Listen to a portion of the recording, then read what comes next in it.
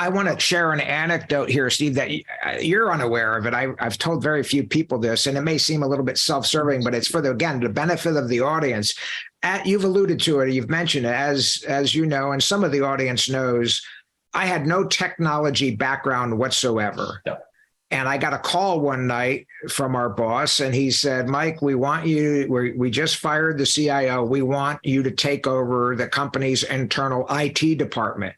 I was there. Yeah. Which you and I both were customers of, and you know it. They were not good. We didn't have a good IT department, loaded full of good people. Yeah. But they just failed at everything they did. And so I jumped at it. And I realized, and people set me up for success. And what they needed was less of a technical leader and more of a leader and an organizer. Yep. And the bar was very low. The bar was very, very low. So anybody that could execute basic leadership was going to succeed in that role. Here's what I'm getting at. We took, and I say we, that team took arguably, without argue, clearly the worst back office department in the company, by far the worst. And I would say within 2 years, certainly within 3, without a doubt, it was the best. No. We turned the biggest liability of the back office into an afterthought. It was an afterthought that we were going to put software implementation. We did it well. We did it exceptionally well. So here's where I'm going with this. After several years in that role, I get a call one day from a headhunter at my desk. He's got the phone and he says, Mike, I'm Joe Smith from whatever company. I'm representing a client and they're very interested in you. And they want to know if you have an interest in coming over and being their CIO. And he said, I can't tell you who they are, but I can tell you it's a big company. It's a big company. And someone that you've worked with works there. And they said, you're the guy. And I'm like, look, I appreciate it. And here's the meat of it, Steve. And for the leaders listening.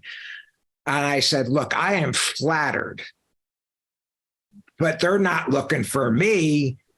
I'm not a technical guy. I mean, I'm here, but I'm not a technical guy. I'm not this, I'm not that, I'm not this. And the guy said, oh no, Mike, we are absolutely looking for you. Correct me if I'm wrong. And the guy started listing my resume. You inherited this, you did this, your team has accomplished this, you've done this, blah, blah, blah. And I'm like, well, that's all true. He said, I have been directed by the principal we're representing. He said, I am tired of technicians with master's degrees that know their stuff technically, but they cannot lead IT departments. Find me a leader, ideally a leader who has proven that he can successfully organize and lead an IT department. And the headhunter said, Mike, do you agree that that's you? And I said, well, now that you mention it, yes, that is me.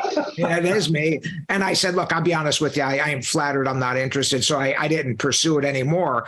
But I hung up that call, Steve, realizing that just by leading well, that my reputation as a leader who was able to go in and influence organizations that I had no training or expertise in the subject matter, that leadership really was an incredibly marketable skill.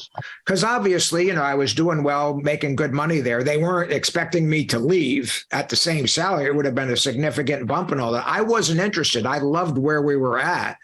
So I want to let you talk right now. But I mean, they were not after me for my good looks, obviously. They were after me for leadership ability.